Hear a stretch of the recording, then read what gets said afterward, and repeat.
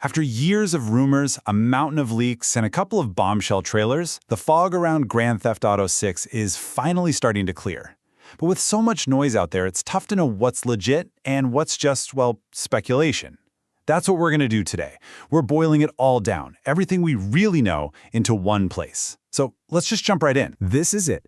The very first question we hear, asked to our brand new protagonist, Lucia. And her answer? Bad luck, I guess. Talk about a perfect, cryptic way to kick off a story that has been over a decade in the making. So, bad luck might be her story, but for us, we finally have some real answers. Rockstar has pulled the curtain back, and we've got a solid look at the characters, the world, and the story of GTA 6. Okay, so at the absolute core of this whole thing is a relationship. It isn't just about the crime sprees, it's about the bond, or maybe the lack of one, between the two people at the center of it all. So let's get to know our new protagonists. Here they are, and you couldn't pick two more different people. On one hand, you've got Jason. He's an ex-paratrooper who's just trying to go straight, live a quiet life. And on the other, there's Lucia. She's fresh out of the joint, originally from Liberty City, and clearly knows how to handle herself. He's trying to escape the life. She seems to be right back in it. And that clash, that's what's going to drive this whole story. And this line, right here from Lucia, it basically spells out the whole Bonnie and Clyde vibe for us. It's not a friendly suggestion, it's a rule for survival. It seems like everything they do, every heist they pull, is going to hinge on them being a team. But then, we get this. Just one word from Jason right at the end of the trailer. Trust. And the way he says it, with all this doubt, it just hangs in the air. It throws that entire foundation, that whole we're a team thing, into question. Can they actually trust each other? That seems to be the billion-dollar question at the heart of this game. All right, so we've got this super fragile trust between our two main characters. Now, where are they going to be operating? Let's zoom out and explore their massive playground.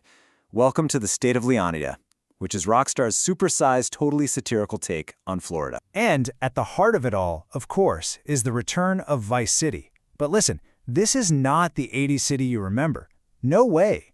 This is a modern, pulsing metropolis, absolutely drenched in neon, packed with rooftop parties, and crawling with social media influencers.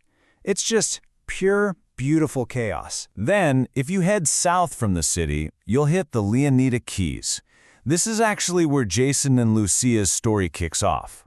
The whole vibe is way more laid back. Just a chain of tropical islands. But don't let the pretty sunsets and tiki bars fool you. This place is a hotbed for smuggling. Now, if you push inland, you're going to find yourself in the Grass Rivers. This is Leonida's version of the Everglades. It's this huge, untamed, and beautiful swampland. And yeah, it's full of alligators, but as Rockstar themselves put it, the human inhabitants might be even more dangerous. And finally, over on the west coast, we have Port Gellhorn. It's called the Forgotten Coast, and it looks like it. We're talking rundown motels, empty strip malls. Think of it as the criminal underworld's go-to spot, the place you go to unload stolen stuff and disappear into the shadows. Okay, so we've got the people, we've got the place, but what can you actually do in this massive world?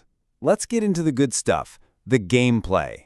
Yeah, I mean, this is the million-dollar question, isn't it? Beyond the main story missions, what's going to make this world feel alive? Well, thankfully, the leaks and the trailers have given us a ton of clues. So if you break down the main gameplay pillars, you can see what Rockstar is going for here. Obviously, heists are a huge piece of the pie, but look at how much emphasis they're putting on everything else: side activities, exploration, and just interacting with the people in the world. It's all about balance. I mean, just look at this list. The variety is absolutely insane. You've got your classic high-stakes robberies, but then you have stuff like scuba diving, fishing, even attending yard sales. This makes us so telling. Rockstar isn't just building another chaotic sandbox. They're building a world they want you to get lost in, to actually live in. So you might be wondering, how in the world is all of this even possible? A world this big, this dense, this reactive? That takes some serious next-level tech.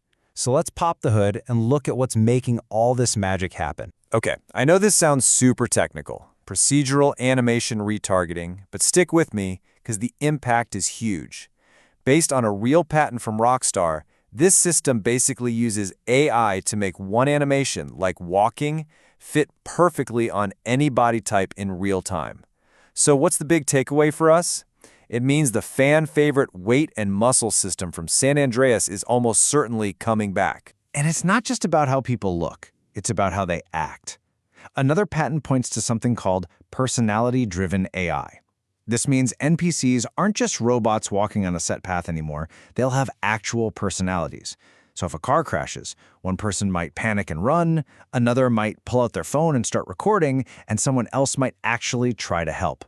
It's going to make the world feel completely unpredictable and alive. So, we have this mind-blowing tech building this incredible world. Let's zoom out one last time and talk about the big question. Why does GTA 6 matter so much?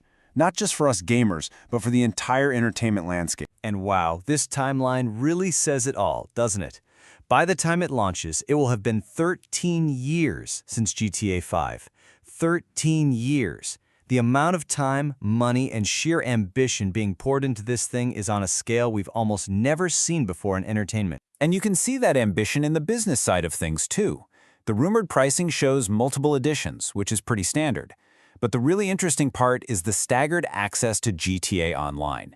Giving premium buyers first access seems like a really smart way to manage the insane flood of players that's going to hit the servers on day one. So at the end of the day, it all boils down to this. With its next-level technology and unbelievable scale, GTA 6 is more than just another game. It feels like an attempt to simulate an entire world, a living, breathing place full of stories. The only question left is, when it finally gets here, are we going to be ready to live in it?